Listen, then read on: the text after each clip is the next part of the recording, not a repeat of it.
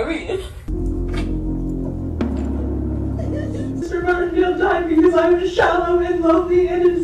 Conducir es una responsabilidad importante y muchas personas no se toman la tarea lo suficientemente en serio.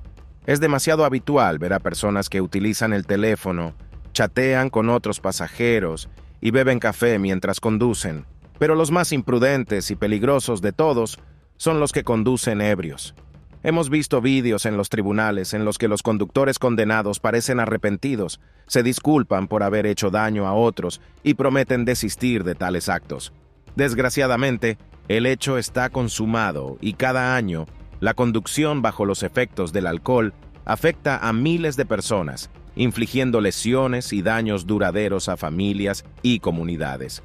Acompáñenos mientras echamos un vistazo más profundo a los 10 principales conductores ebrios que reaccionan a las sentencias de cadena perpetua. Número 10. Amber Pereira. En 2017, Amber Pereira, una conductora ebria de Tampa Bay, fue detenida por una colisión ardiente en la autopista Selmon, que se cobró la vida de 3 miembros de la familia Felipac. Según los investigadores y los informes policiales, Pereira conducía en estado de embriaguez. Pereira circulaba en su Kia por la autopista Selmon cuando colisionó con Luis Felipac, su esposa Rita y su hija de 8 años, Georgia, que viajaban en el vehículo. La fuerza del impacto empujó el Hyundai de la familia Felipac a través de la mediana cubierta de hierba y hacia los carriles en dirección oeste, donde golpeó a otros 2 vehículos y se incendió. Según la policía, tras el choque, el Kia de Pereira hizo un trompo en la mediana y pudo recuperar el control. Pero en lugar de ocuparse de los Felipacs heridos, Pereira estaba demasiado intoxicada para pensar con claridad. Siguió conduciendo, y finalmente se detuvo a unos 3 kilómetros de distancia, y solo después de que su coche no pudiera avanzar más debido a los daños. Pereira, a quien se le habían diagnosticado ataques no epilépticos antes del accidente, declaró a un testigo después de la colisión que esa enfermedad le había hecho perder el control. El abogado de Pereira, Hubble Lawson, trató de convencer al tribunal sobre esta base. Sin embargo, el argumento fue desestimado ya que el registrador de datos del coche de Pereira mostró que ella conducía a 120 millas por hora 5 segundos antes del choque, y solo redujo la velocidad a unas 100 millas por hora después, mientras trataba de huir de la situación. En su coche se encontraron 4 botellas de cerveza vacías, y una investigación posterior demostró que tenía un nivel de alcohol en sangre de 0,1, lo cual es una violación de las leyes de tráfico de Florida. Más investigaciones revelaron que Pereira también tenía 3 compuestos relacionados con el cannabis en su sistema, 2 de los cuales estaban en altas cantidades para afectar el cerebro de Pereira. Justo antes de dictar la sentencia, el juez de circuito Christopher Sabella se refirió a la conversación que mantuvo en la cárcel con su familiar, en la que se le escuchó decir: «Mi vida está destrozada». En sus palabras, Sabella dijo: «Señorita Pereira, usted intentó huir hasta que su coche ya no le permitió hacerlo, y en la medida en que se ha intentado explicar la incautación, siguió eludiendo cualquier responsabilidad por este delito en el hospital cuando intentó ocultar los tubos de sangre que le habían sido extraídos». Sabella respondió: «Sí, señora, su vida está destrozada, pero usted también arruinó muchas vidas y acabó con 3.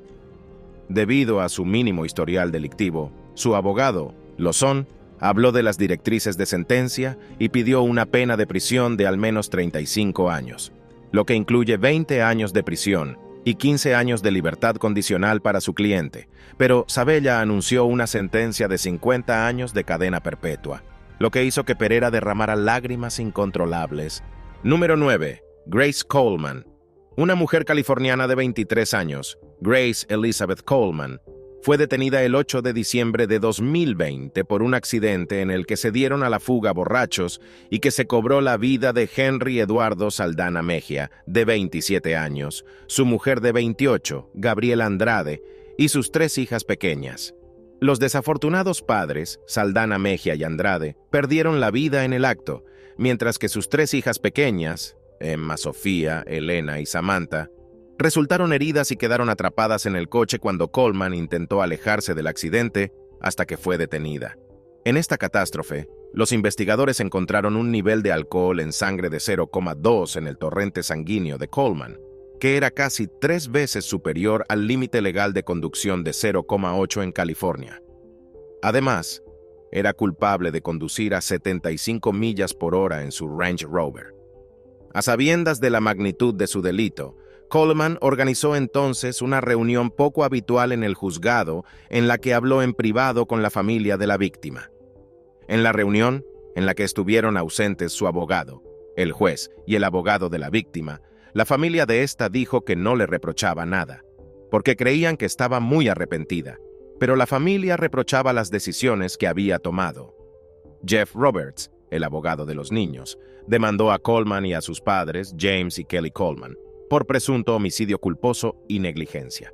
El abogado culpó a sus padres de haberle dado el coche a su hija tras sus 2 episodios de conducir ebria en junio de 29 y agosto de 2022.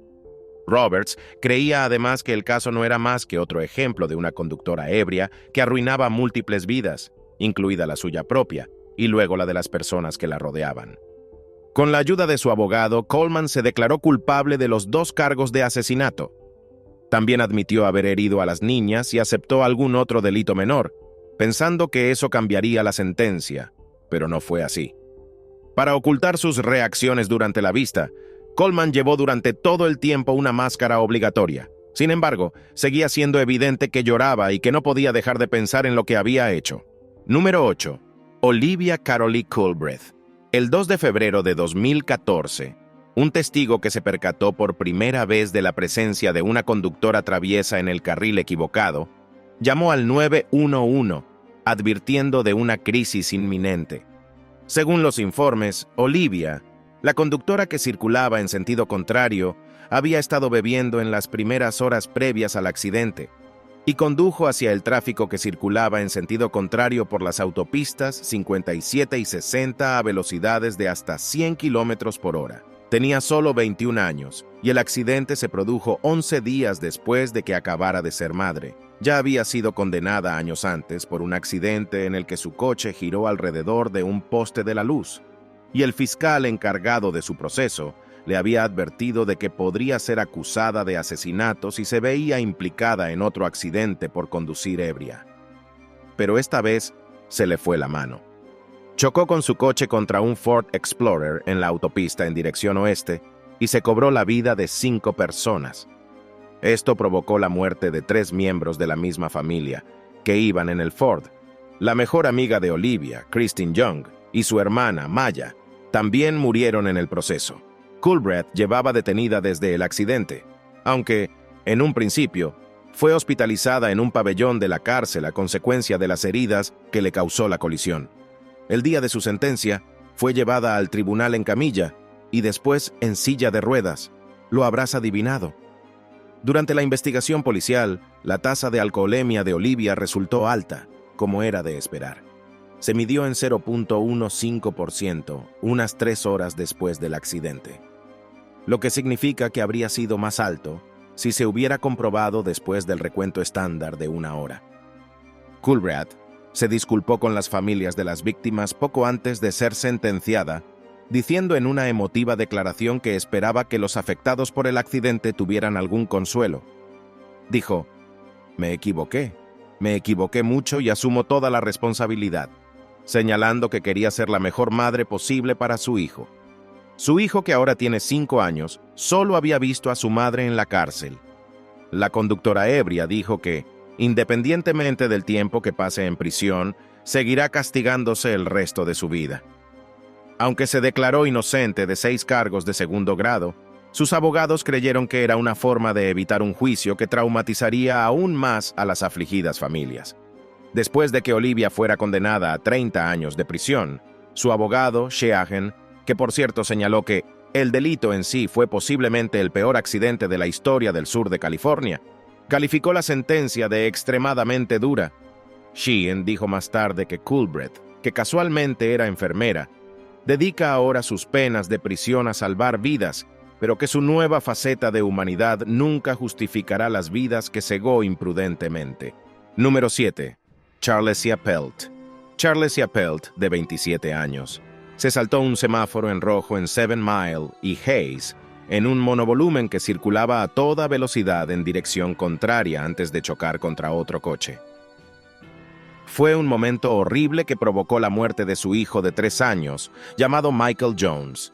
Michael, que iba en el asiento trasero, salió despedido durante la colisión y la furgoneta de su madre giró y lo atropelló. Al padre de Michael, que más tarde recibió la desgarradora noticia, se le pudo oír afligido mientras decía: «Llegué al hospital y vi a mi bebé tendido con marcas de neumáticos en los brazos, en la cara. No entiendo nada de esto». Pelt, que estaba ebria a las 7 de la tarde, sopló entre un .20 y un .24. Durante su comparecencia ante el tribunal, pidió disculpas a su familia por la decepción. Pelt también suplicó al juez durante su sentencia diciendo: «Lo intenté todo en este mundo para estar con mis bebés, para hacerlo todo bien. Sé que fue lo más equivocado que puede hacer un padre». Tras ser acusada de maltrato y asesinato de un niño, el juez, James Chilinski, también la acusó de 3 cargos por conducir en estado de embriaguez y por llevar a un niño sin cinturón de seguridad en el coche. El juez la condenó además a 15 años de cárcel y de 3 a 10 años por maltrato de menores. A Pelt, que se declaró culpable de estos cargos, se la pudo ver llorando y pidiendo disculpas por un acto que no tiene vuelta atrás. Una testigo del accidente, Judy Carter, se sumó a la conmemoración diciendo que siempre recordará la muerte de Michael cuando pase por delante del lugar del accidente. Los residentes que presenciaron lo ocurrido siguen muy emocionados. Número 6. Michelle Lake. En 2006, tras verse implicada en un accidente por conducir ebria que se cobró la vida de un pasajero, Michelle Lake fue condenada a 2 años de prisión y también se le retiró el carné de conducir por esta condena. Lamentablemente, no aprendió de ello. Y el 6 de diciembre de 2018, hacia las 9:30 de la mañana, esta mujer de 35 años, madre de 3 hijos, volvió a tener un accidente en el que resultaron gravemente heridas 2 personas. Esta vez, ella conducía, cruzó la línea central y chocó contra un coche conducido por Jody Cox. Jody Cox iba en el coche con su hijo de 2 años y otro adulto durante el accidente, y tuvieron suerte de salir ilesos.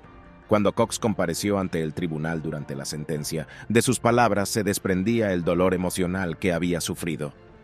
Dijo: «Todavía tengo problemas, todavía tengo dolor, sigo sin poder andar bien, sigo teniendo problemas emocionales, sigo viéndolo constantemente y me afecta mucho».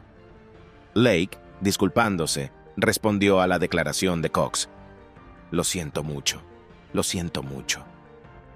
Michelle Lake también pidió clemencia al tribunal. El juez Patrick Dinkelacker, que simpatizaba con ella, no mostró piedad alguna, calificándola de bomba de relojería, un título que se ganó a pulso por conducir sin carné. Sin embargo, Lake no era culpable solo de conducir sin carné. Durante la investigación se descubrió que había drogas en su organismo en el momento del accidente. Lake calificó el contenido hallado en su organismo de demonios que habían seguido persiguiéndola cada día, y que los demonios se habían aprovechado de su débil estado mental la noche anterior al accidente. Reconoció que sus decisiones la espantarán a ella, a su familia y a la familia de la víctima para siempre. Su abogado, que subrayó que Lake necesita ayuda para superar esas adicciones, recomendó para ella una pena de solo 10 años de cárcel. Al final, Dinkelacker le impuso la pena máxima de 10 años por un cargo de agresión con vehículo y otro de agresión con vehículo agravada, además de la suspensión de por vida del permiso de conducir. Cuando el juez leyó su sentencia, a Lake se le doblaron las rodillas y sollozó mientras se tiraba al suelo, e inmediatamente fue conducida fuera de la sala para comenzar su condena. Ahora es el momento de la selección del suscriptor de hoy. En esta imagen, tenemos a una joven que parece más aterradora que la mayoría de los conductores ebrios que hemos mencionado. Cuando compruebas el fondo, parece más bien una fotografía tomada en un juzgado. ¿La reconoce? ¿Qué opinas de los conductores ebrios y de las penas que se les imponen? Escuchemos tus opiniones en la sección de comentarios más abajo. Número 5. Jorge Solís. Jorge Solís de Ellenwood, de 22 años, ya estaba en libertad condicional por acusaciones anteriores de conducir ebrio. Ahora se enfrentaba a nuevos cargos cuando conducía su Ford F-350 hacia el norte en los carriles en dirección sur de la Interestatal 75, chocando de frente con un coche que se dirigía a Florida desde Illinois. El accidente, ocurrido en las primeras horas del Día del Padre, fue un espectáculo desagradable. En este choque, 3 miembros de Benton perdieron la vida. Eran niños que casualmente estaban con sus 2 abuelos en un viaje por carretera con su madre cuando ocurrió.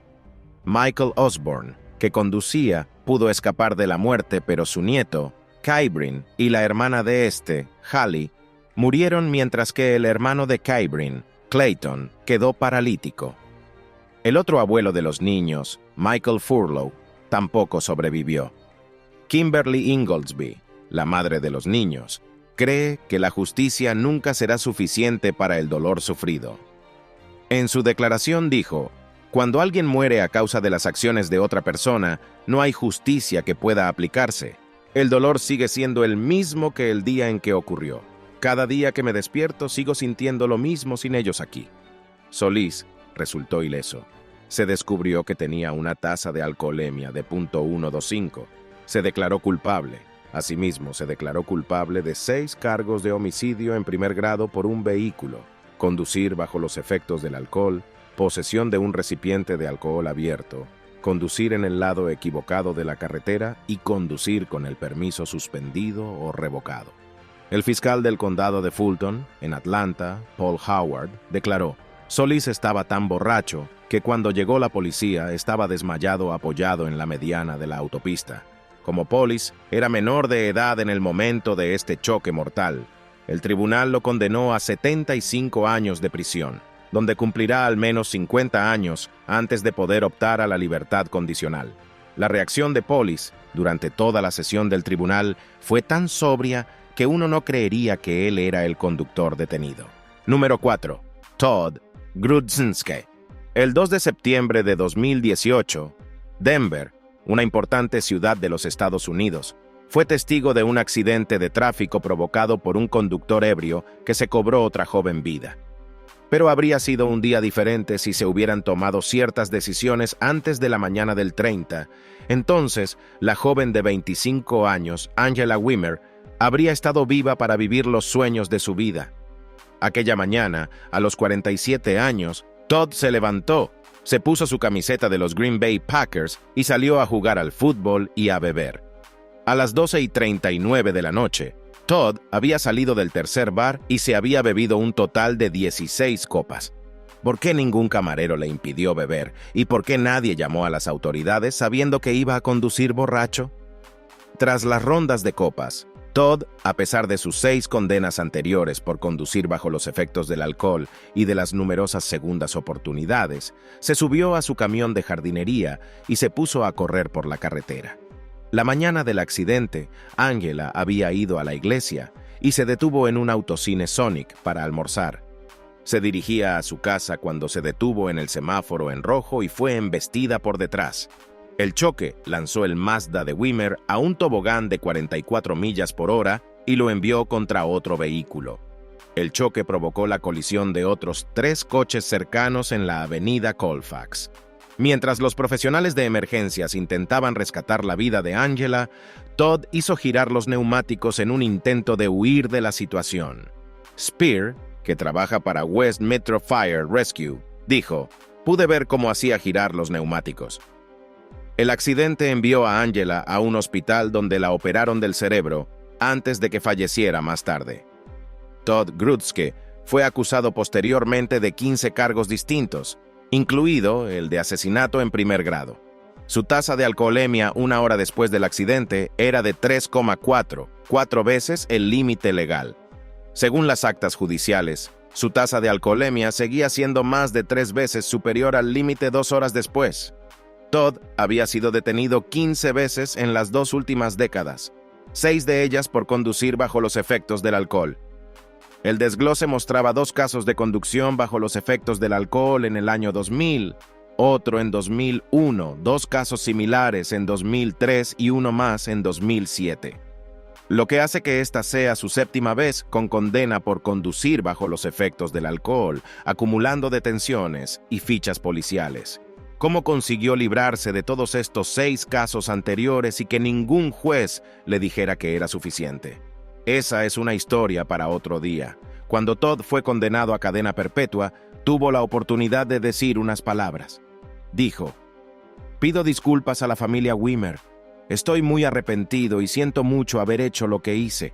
Me desperté en la habitación de un hospital, mirando la televisión y viendo las noticias por la mañana para ver lo que había hecho. Así es como me enteré de lo que había hecho. No me siento víctima. La víctima ha fallecido por mi ignorancia. Y lo siento de verdad a la familia y a todos los afectados por la señorita Martínez y siento lo mucho que os estoy haciendo daño. Espero que os curéis rápido en todos los sentidos. He luchado contra el alcoholismo toda mi vida. Nunca fue mi intención levantarme esa mañana y hacer daño a nadie. Ya sea que viva 30, 40 o 50 años tras los muros, no dejaré que este momento se desvanezca como lo hice con mis otros Dewey. Dejaría que esto me escociera y lo convertiría en todo lo que pudiera hacer para honrar a Angela Wimmer de alguna manera. Si hubiera sido tan cuidadoso como sus palabras, tal vez se hubiera evitado la muerte de esta joven. Número 3. Tanner Dashner. Kedan Tillett, Alexis Chaney, Anthony Victor, Anthony Martin y Darian Douglas murieron cuando Tanner Dashner, de 21 años, decidió convertir su todoterreno en un misil balístico. La 6ª persona implicada en el accidente sobrevivió, entre ellas Arijonia Stanberry, de 14 años, que fue expulsada del camión accidentado por un transeúnte. El 2 de noviembre de 2018, justo después de Acción de Gracias, Tanner estaba bebiendo mucho en la taberna On the Edge and Grill, un local de copas. Tras beber hasta emborracharse, se subió a su coche y se largó. Mientras tanto, la taberna estuvo relacionada anteriormente con otro caso en el que un joven de 19 años fue servido en exceso. Se le permitió marcharse sin hacer preguntas y luego se estrelló, matando a Claudia Bradley, que acababa de ser madre. Ahora, volviendo a cómo ocurrió el accidente, Tanner iba a una velocidad de 97 millas por hora en una zona de 30 millas por hora, en South 25th Street, cuando su vehículo deportivo utilitario chocó contra la parte trasera de un Dodge Dakota en Midway Road. El Dodge, conducido por Kedan Tillett, y un BMW que iba delante se habían detenido en el semáforo en rojo de Midway Road, pero Dashner no redujo la velocidad después de que el semáforo se pusiera en rojo. En su lugar, siguió acelerando hasta que el semáforo se puso en verde. El GMC de Dashner acabó golpeando al Dodge, que a su vez chocó contra el BMW. El GMC golpeó al Dodge por segunda vez, y esta vez, el tanque de gasolina del Dodge se vio comprometido y se incendió. Los investigadores de la Patrulla de Carreteras de Florida informaron de que Dashner tenía un contenido de alcohol en sangre de 0,274%, más del triple del límite legal. Además, en su coche se encontraron botellas de ron Bacardi Superior y de whisky de manzana Crown Royal Regal. Debido a su diagnóstico previo de autismo, algunos profesionales de la salud afirmaron que Dashner no tenía capacidad mental para comprender que esa noche estaba intoxicado. Pero Mickelson, el abogado de la víctima, discrepó. El conductor ebrio publicó en Snapchat un selfie con la leyenda borracho antes del accidente, un indicio de que sabía que estaba borracho. Esto restringió aún más a Ashley Minton, el abogado de Dashner, de pedir una reducción de la pena. El asistente del fiscal del estado, Brandon White, anunció que Dashner cumpliría 14 años y 5 meses por cada uno de los 5 cargos de homicidio involuntario, con crédito por casi 1.300 días. En total, 72 años y 5 meses de prisión. Durante gran parte del proceso, Dashner permaneció sentado y arrepentido. Mientras las familias de las víctimas miraban, luchando contra las lágrimas, Dashner leyó una carta de disculpa en el tribunal del condado de St. Lucie. Lucie: siento que nunca puedan decirle a su hijo te quiero y oírle responder. Lamento que nunca más pueda abrazarlo. Espero que pueda curarse de esto y tener una vida feliz y exitosa. Número 2. Javier Cortes. En la madrugada del 16 de marzo de 2019, en la intersección de Donovan Road y Miller Street, La policía de Santa María detuvo a un hombre bajo los efectos del alcohol que chocó en la zona. Javier Cortés conducía su Chrysler Sedan blanco en dirección este por la calle Donovan, cuando chocó contra un Jeep Cherokee que circulaba en dirección norte por la calle Miller. El conductor ebrio, Javier Artemio Cortés, tenía solo 28 años cuando chocó contra el vehículo en el que viajaban 2 personas de Atascadero y otro pasajero.